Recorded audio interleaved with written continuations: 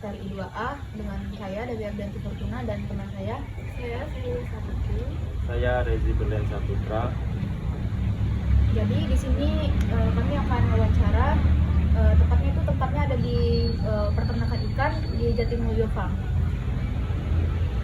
Nah, jadi pada topik kali ini kita akan melakukan wawancara tentang peternakan ikan gupi dengan alat IoT yaitu Smart Water Monitoring System yang menggunakan buzzer notifikasi dashboard monitoring berbasis Wi-Fi.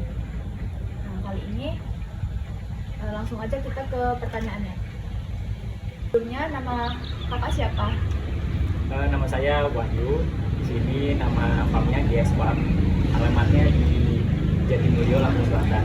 Kalau boleh tahu di sini peternakan ikannya khusus ikan gupi aja? Dulunya awal-awal campur ya. Awalnya guppy, terus ada berbagai macam jenis hias, ikan hias. Kita suplai ke kios-kios terdekat sini, termasuk ekspor juga. Nah sekarang kita fokusnya ke guppy aja untuk pasar dalam negeri sama luar negeri. Ini udah berapa lama ini beroperasi tempatnya? Kurang lebih ini masuk ke hampir 10 tahun. Jadi ini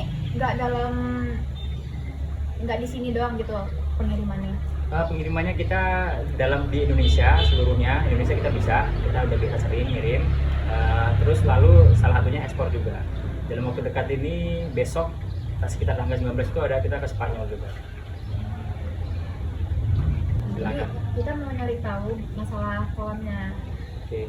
Nah, jadi selama ini apa sih masalah yang paling sering bikin pusing pas memelihara ikan guppy?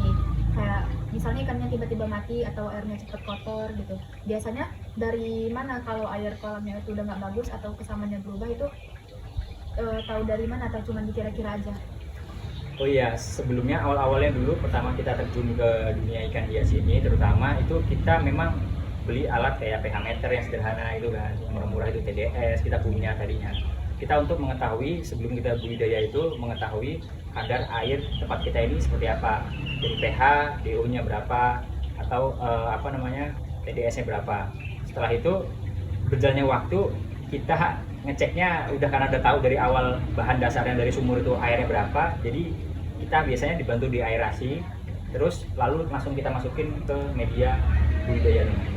Kalau untuk kesulitannya di sini karena kita itu tadi ya beda kayak sistem ikan konsumsi mungkin ya, yang dia selalu mungkin perubahannya terlalu drastis kan, terutama dia perubahannya soal di amoniak dan lain-lain. Mungkin konsumsi kan karena terpadat ya. Kalau di sini enggak. Di sini kita sesuai karena udah biasa, jadi kita pakai feeling. Sekarang udah nggak pakai alat lagi, pakai feeling. Kira-kira kotor itu kita bersihin kotorannya, habis itu udah kita tambahin airnya lagi, lalu kita biasanya ada probiotik juga kita kasih. Ada beberapa sedikit pertanyaan lagi yang kami tanyakan. Jadi di sini kami membuat sebuah alat IoT yang berbasis Smart Water Monitoring System. Kira-kira di sekitar kolam ini sinyal Wi-Fi dari rumah nyampe nggak, Om? Atau perlu diakali lagi nanti seperti pasang kabel atau alat penguat sinyal? Nanti kan sensornya harus disentuhin ke air, terus dan nanti pasti bakal limitan. Kira-kira Om keberatan nggak kalau seminggu sekali ngebersihin alatnya? Kalau pertama untuk sinyal kita sampai belakang ujung, dari ujung rumah depan sampai belakang ada sinyal semua untuk wifi. Lalu kalau untuk alat memang kita per 3 hari biasanya membersihkan per medianya kita bersihkan. Jadi kemungkinan kalau cuma seminggu pasti udah dibersihin dia. Jadi sewaktu kita membersihin itu, sekali kita bersihin itu tidak ada masalah. Nah, jadi terkait pertanyaan yang telah ditanyakan oleh teman saya tadi, saya akan menjelaskan tentang alatnya. Jadi alatnya itu berbasis Smart Water Monitoring System. Nah, itu menggunakan ESP32 Node MCU ESP 8266. Nah, dia itu bisa menggunakan sensor pH 4502C dengan sensor turbidity untuk mengecek kekeruhan airnya. Kemudian ada buzzer notifikasi. Nah, itu menggunakan berbasis Wi-Fi. Jadi notifikasinya itu akan muncul ke layar HP dengan menggunakan internet. Jadi harus menggunakan Wi-Fi. Nah, kemudian cara kerja alatnya ini, sensor akan membaca nilai pH dan kekeruhan air kolam atau air bak-bak ikannya. Kemudian data itu bakal dikirim ke dashboard melalui WiFi. Jika nilai melebihi batas aman, sistem memberikan notifikasi atau alarm kepada penggunanya gitu. Kemudian itu tujuan